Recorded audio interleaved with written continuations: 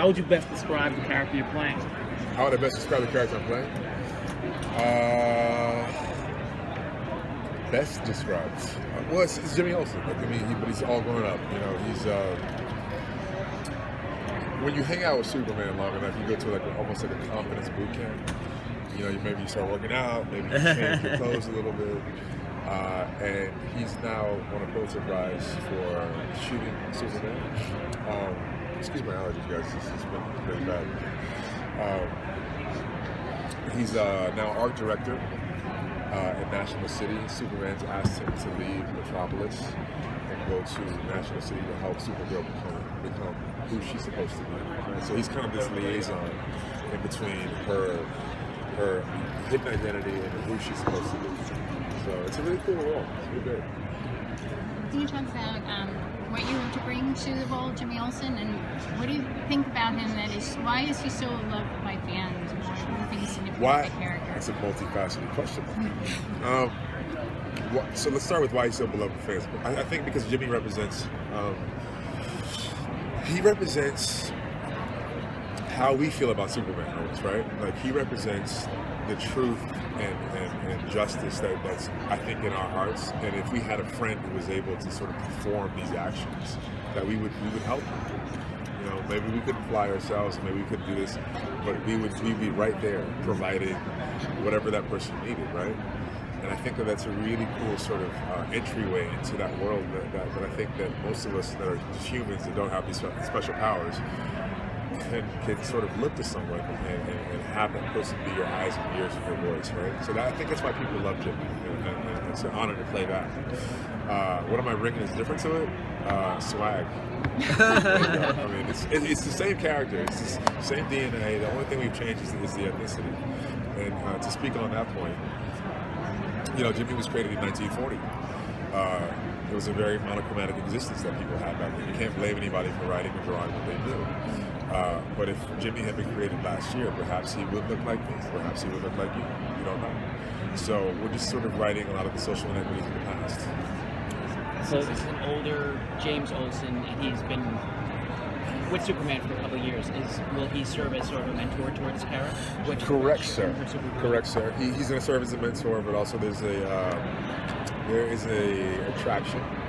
But you know, if Superman asks you to go cross country and to look after his cousin, there is a bro code, and you can't just go get on his cousin like immediately. You got to find how you got to like structure that. Otherwise, he will choke you, and bad things will happen because he's really strong. What is it like being on a show that is a female at the center, which we don't usually get with superheroes? It's about time. I love how our country talks about women as a minority group, but they're half of the world. You know, like that's half the human population. So it's almost like my mom to me is a superhero.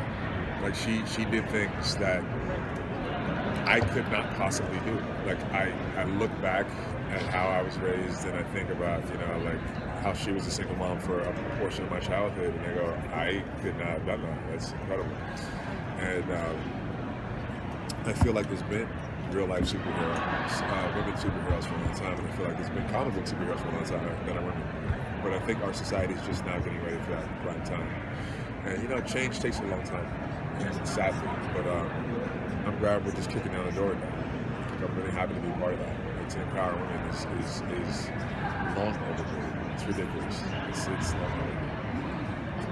Was this a position you sought after, or they came to you, and then when they said it's Jimmy Olsen? I begged, I pleaded, I cried, I stealed.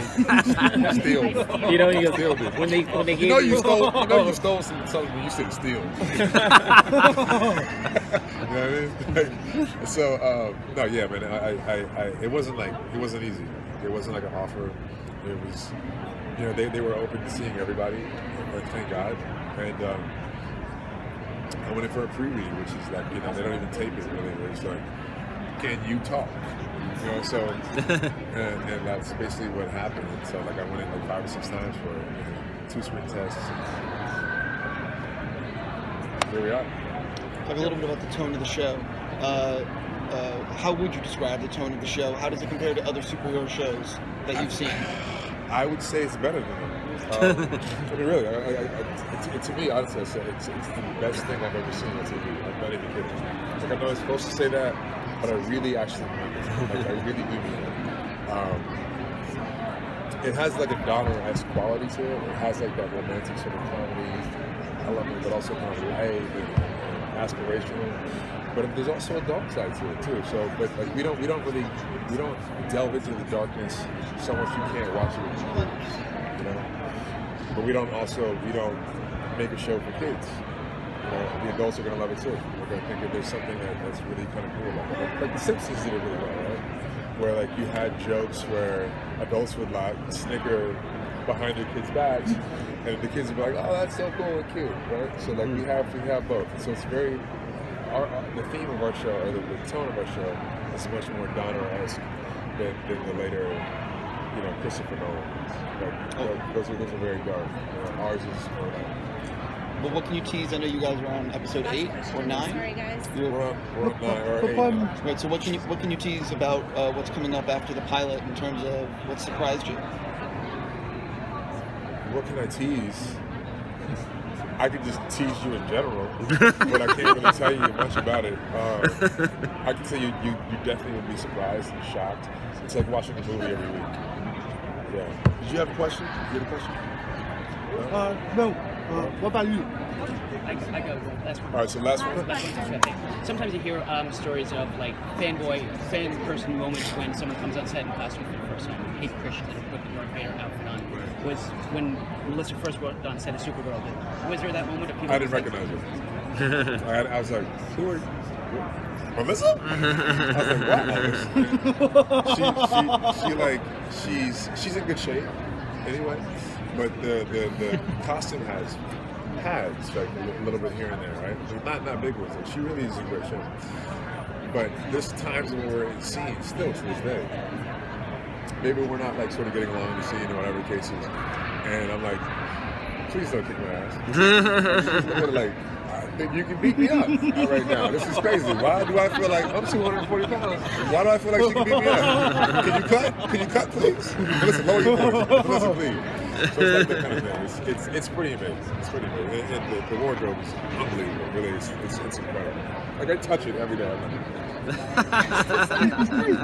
Yeah. Thanks, guys.